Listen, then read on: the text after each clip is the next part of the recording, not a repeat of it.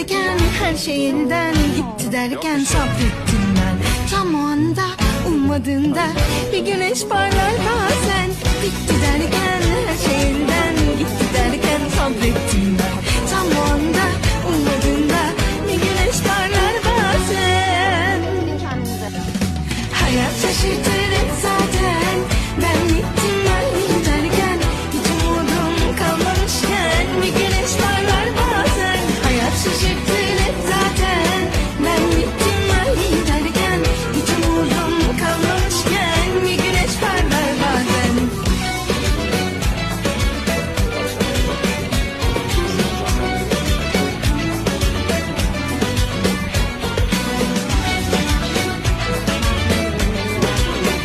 Ne dedin? 10 cümle ettin.